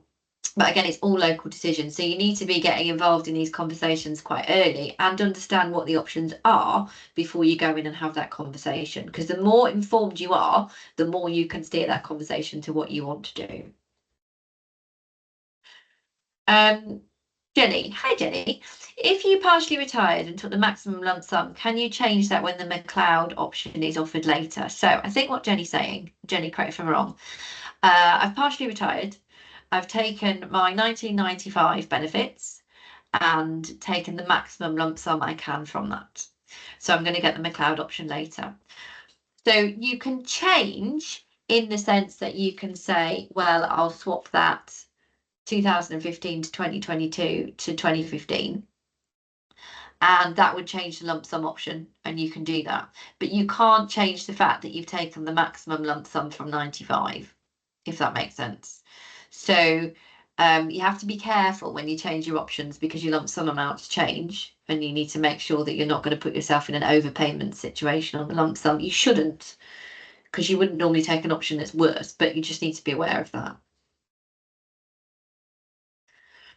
Okay, so you now know what we do about finding out what we get from the scheme, how it works, what our options might be at quite a high level. As I've said, the pre-retirement course that we do actually goes into all of this in a lot more detail and the process and stuff. This is just a planning session so that you can start thinking about how you do your plan. The other thing to look at though is how much do you have from elsewhere. So we know about the state pension, we know about your NHS pension, but there are also a series of benefits that you might be able to claim. So there's a calculator, this is a link called Entitled To, and it's individual based on your circumstances, and it's totally independent. But when you put in your circumstances, so that might be where you live, it might be who you live with or not, it might be a case of what your annual income is from your pension and so on. It tells you if you're entitled to claim all the benefits. So that might be, for example, pensions credit, probably unlikely with the NHS pension, but carers allowance, attendance allowance, warm homes discount. It might be council tax reductions. It might be any sorts of things that you can also claim. So it's definitely worth having a look at that. Because also if you put yourself to claim benefits, sometimes even if you actually receive nothing, it will give you national insurance credits, which you might need towards your state pension. So it is always worth having a look at. It's really important. You also, at the moment, you get travel with your train travel, bus travel, reduction on prescription costs and certain medicines and things like that. There's lots of other things that also come in to play, which is quite helpful to consider and have a think about, and you get lots of access to other resources. So some people don't like to do this because it's got the word benefit attached to it. I'll say what I said to you before. I'll have paid into my national insurance pot for 52 years by the time my state pension age comes around. And that entitles me not only to the state pension, but to access other benefits that are available in the relevant circumstances. And so I absolutely am going to be accessing those because that is what I am paying for by living in a civilized society. So don't let it put you off. You absolutely do need to investigate this as well. It's really important. Helen loves the Oyster card 60. I knew somebody, Helen, who came on one of our retirement sessions, who said that they literally went on the train every day just because they could. So I don't even know if they were going anywhere in particular, but they were just because they could. So 100%, make sure you get yourself on all of these, make sure you're claiming everything you're entitled to. There's a lot of people at the moment that aren't claiming pensions credit who are entitled to, which would then get them the retention of the winter fuel allowance. There's lots of things that we're not aware of, so we definitely need to do that. Excellent work. So definitely do all that as well. And then from other sources, so that might be that you carry on working in healthcare within the NHS. It might not be. It might be that you go and work somewhere else 1 day a week, 2 days a week to top up your income, gives you something to do as well, gives you a bit of structure. You might have a series of investments and they are yielding an income. So it might be from that. It might be that you've got property that you rent out. It might be from that. So you might have other sources of income that you can access as well. So definitely do have a look at that. And what about if you need to bridge the gap?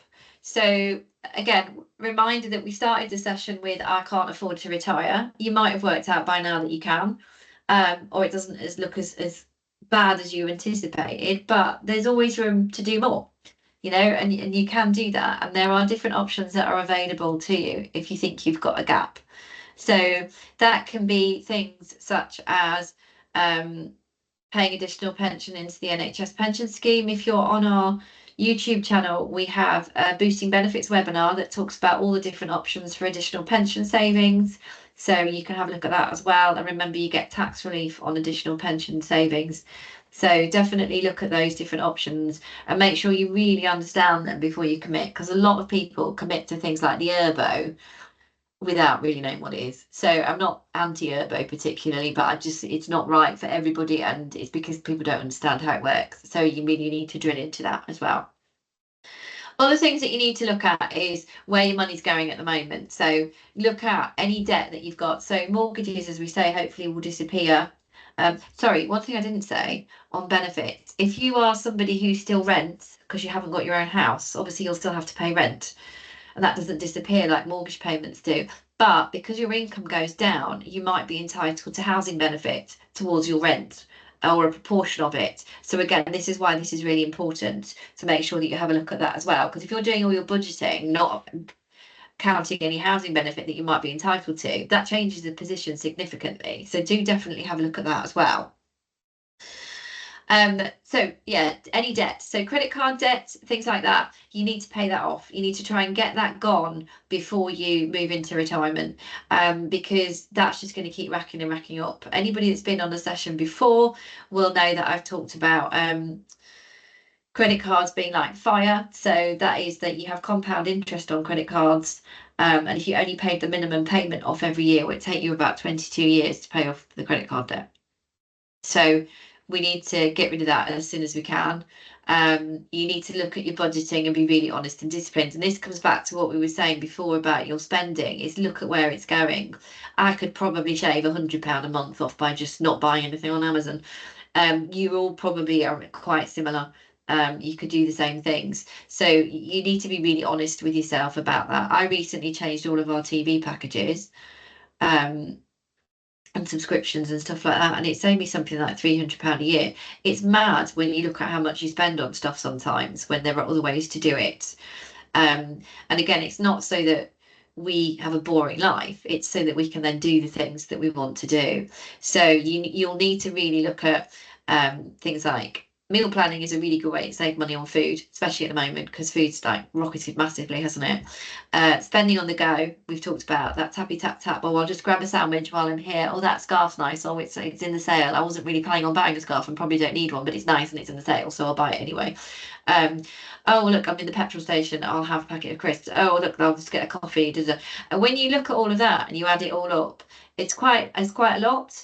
And just a couple of small changes, it makes a big difference. So Lee's cancelled 5 unnecessary direct. I would love to know what unnecessary direct debits are. I hope he's still going to have water. But there's things like we've probably got subscriptions that we forget about. Sometimes they come out, or we get locked into a subscription that we hadn't realised because it can be a bit sneaky. So all these things are, definitely need to go through and just have a look at them. Oh, it's 1st of October, isn't it? So the bloody fuel has gone up again, hasn't it? Domestic fuel. So have a think about what you can do there. Martin Lewis has a thing about heat the human, not the house. So that's something to think about and monitor. Look at money saving tips and websites. Martin Lewis is a really good one for that, especially coming up to Christmas. Use comparison sites as well. They're really important for things like car insurance, domestic fuel, TV packages, mobile phones, all that kind of stuff, because that can really make a big difference as well. A lot of firms rely on apathy, so they rely on you not being proactive and you just letting it roll over, and it can make a really big difference by just changing things like, most of us I think do it for car insurance, but you can do it for other stuff as well. Yes, Caroline, once you're retired, you would save on your memberships. That's it. TV costs that can be lowered and housing benefit is around £800 a month. So housing benefit varies depending on your circumstance, where you live, because it's dependent on local authorities, how much the rent is, and your income, but it can be a significant amount. It can be 300 quid, it can be 800 quid. It does vary. Yeah, thank you, up to £800. Yeah. So definitely look at that, particularly if you're a renter. If you use cashback sites, they're really good. I've just pulled some money out of mine for ready for Christmas. So cashback sites are where you buy stuff online and it gives you cashback. So that builds up in a pot. That's really good. So all those sorts of things are really, really good. And you look at offers, because once you're retired, right, you can go away on holidays whenever you like. So always look at last minute offers and stuff like that. So yeah, definitely look at all of these things because it's really important. You should probably do it now. Shouldn't just do it when you're in retirement. But again, if your head is going to, I can't afford to, then definitely look at this because you might surprise yourself. Hello, Dion. Can be done. Me and hubby were the worst spenders. We made a pledge to come up with a 3-year plan in February. We've cleared loans and credit cards, which were 23k, 4 months earlier than expected. Oh, Let me just find that again. We will now pay off the mortgage in the next 2 years. We told our family our plans so they all understand we will not do presents and we don't eat out as much and give ourselves small spending allowance. We can see the dream coming together. And that's the thing, Dion, it's those small changes and you can still live a life and you can still do great stuff. But it's just kind of sort of tweaking it and pulling it in a bit, isn't it? Just so that, and you can then you know you've got what you want at the end of it, which is really important. So we can all do it. We did used to run some financial management sessions for people, and I used to say, I know there are some people who have really struggled financially during the kind of this inflation period that we had. And I know, and I'm not saying there aren't, okay, but I can tell you now, most people who tell me they can't afford something, they absolutely can. They just don't know how to reassess what they're doing, and they just feel stuck. But there's loads of help out there for people as well. Money Helper is another really good place to go as well. So we shouldn't start with the I cannot. We should start with what do I need to do to, and that's where your plan comes in. So what should you do now then? You need to get your finances in order. You need to start looking at getting your estimates if you're within that 12 months, but if not, use your current statements as a guide. You need to look at how much you need versus how much you've got. Look at getting your debts paid off as soon as possible and get yourself a budget implemented. Cancel those direct debits, not the important ones. Look at your other income options as well. Make sure you understand the tax situation. As we said before, you have less deductions off your pension. Your pension is not going to be your salary. It doesn't need to be. And then also check those benefit entitlements, because that could be a really important part of your income as well. So when you're looking at the point of wanting to retire, you need at least a 12-month lead-in time for this, okay? So this is the walk, don't run thing, because you need to discuss your requirements with your employer, especially if you want to look at some flexible retirement options. Make sure you give them the formal notice. Do your retirement forms. So these are the England and Wales forms. In Scotland, you've just got what's called a RET form, retirement. You need to get those to your employer, who then send them on to NHS Pensions. I would always check that NHS Pensions have received the forms, and then you need to make sure that everything is processed in time.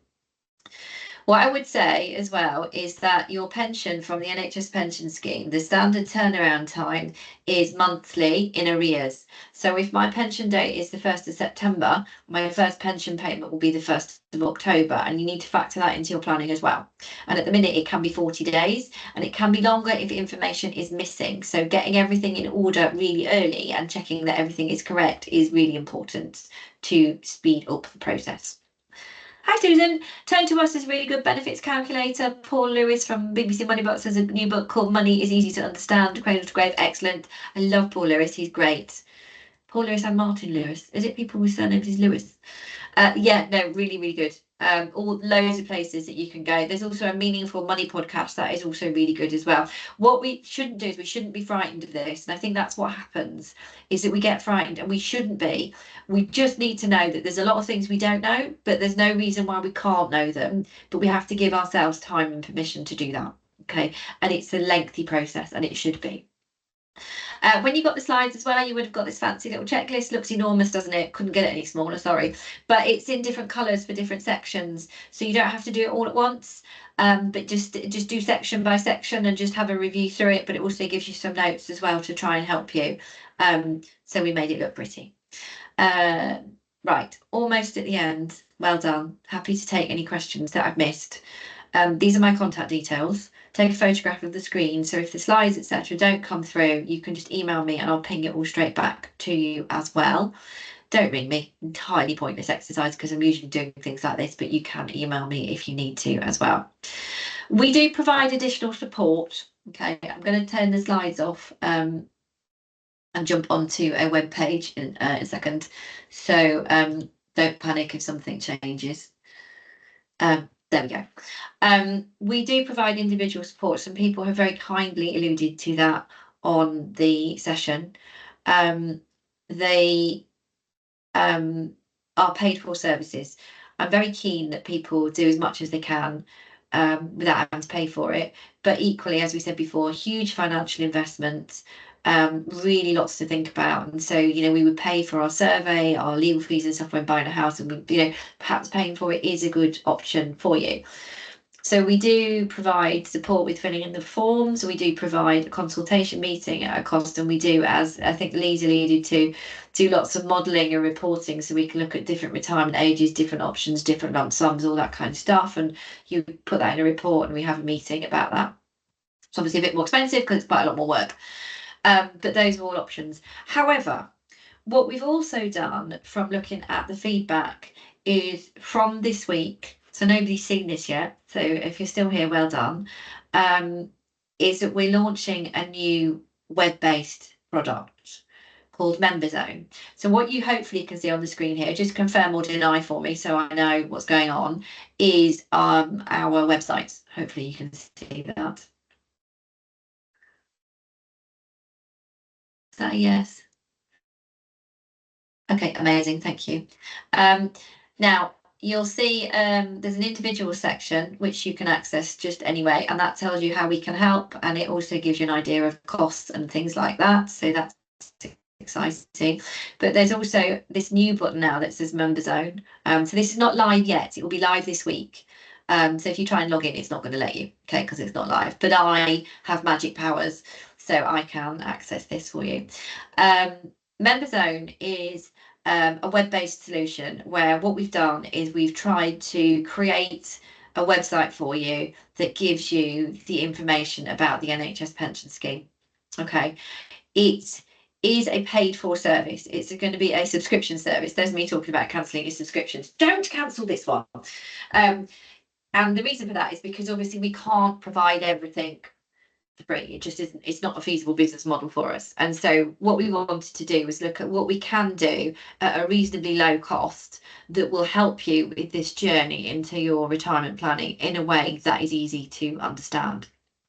So more information is going to come out about this later this week. But if you go onto the Member Zone, it gives you the options. So it's £8.50 a month or £100 a year, and it's a minimum subscription of 12 months. 2 reasons for that. One is because this is supposed to be a long process, as we've said before. You're not supposed to just go on and read it once and know everything. That's not how it works. The other is that because if I just allowed it for a month, somebody could just pay £8 and then take everything, and all the work and resources that we've put in, to be quite honest with you, it wouldn't make it a viable option. So it is, but you can cancel it after 12 months. And I would fully expect that that's probably what most people will do, because that'll be in the run up to their retirement. But what you can see here at the top, you can view this on desktop, which is what we're on now, on mobile and tablet. Mobile and tablet looks a bit more swishy because it's just probably what most people will use.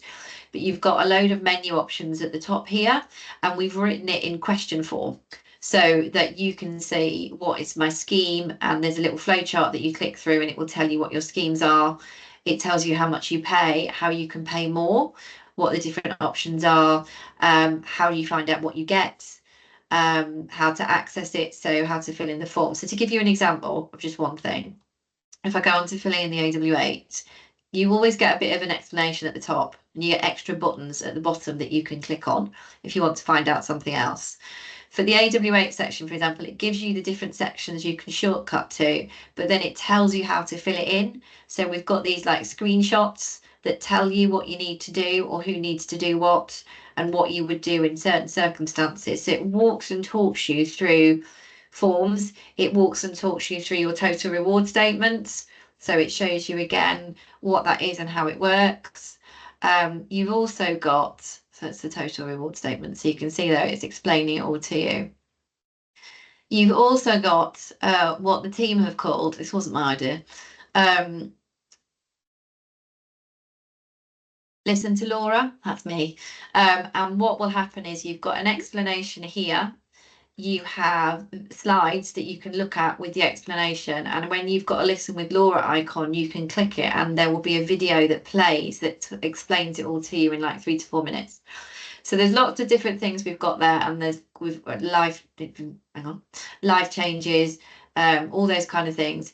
We've got Jargon Buster, we've got the summary of the videos there, we've got how to access things. And what will also happen is we're going to have a schedule of webinars that only people in the member zone can access.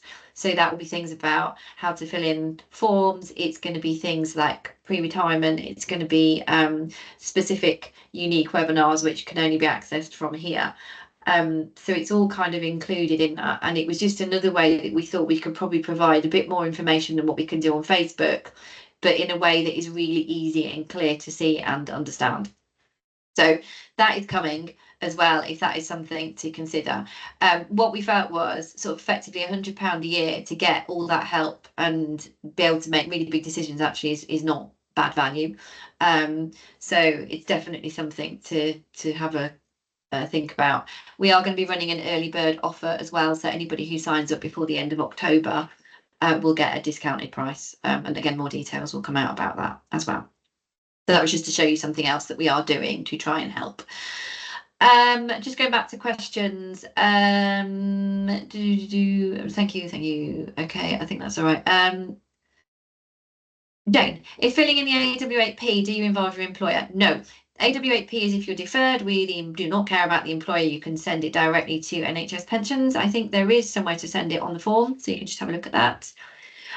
Good question, Maureen. So the member zone at the moment is mainly, but not exclusively, designed for officer members, so not practitioners, of England and Wales, because of the forms, essentially. There's no reason why you can't use it as an SPPA member, because all the scheme information and how it works and what your options is correct. But at the moment, we don't have the SPPA form on there, for example. So that will be something that will come later. So depends on what you want it for. It is all detailed. When you go in to sign up, it does set out what is included and what isn't to make sure it's suitable for you. Jane, is there a forecast calculator on there? At the moment, no. It's something we are looking into. We do have an option of linking it to somebody else's calculator, so we're currently working on that, and hopefully we'll be able to put that on for you as well.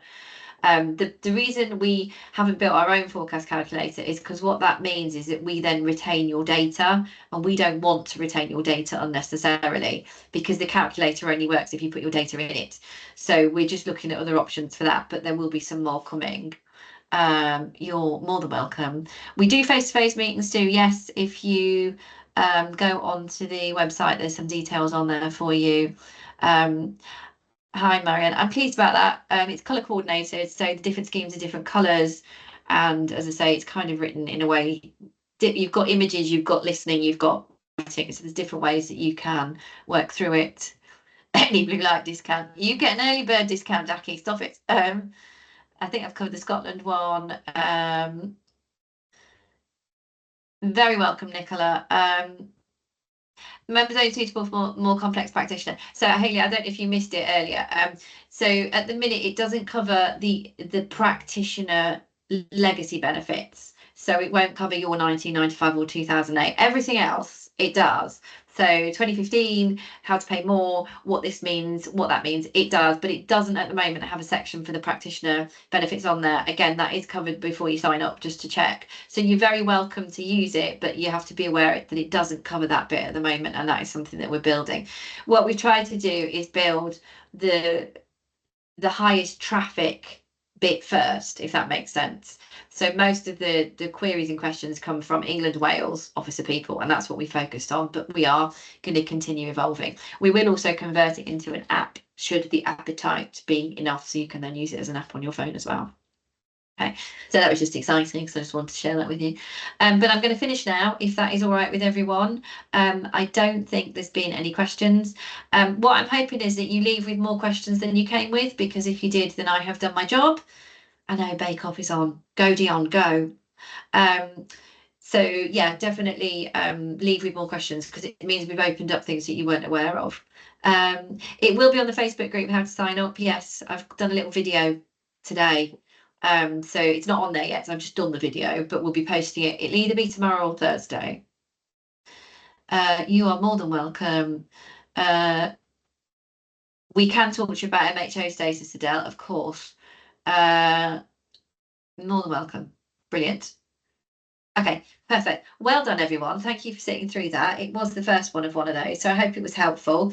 I know you've got lots of questions we couldn't cover. It's just because we haven't got time. So that's why we've got different webinars for different things. So you're absolutely more than welcome to come on as many webinars as you like. So do that as well if that is helpful to you. But I will say goodbye and go and find out what is happening in the football now. All right, everyone, have a really good evening. Enjoy your mince pies, fish and chips, McDonald's, whatever it is that you've got. So take care.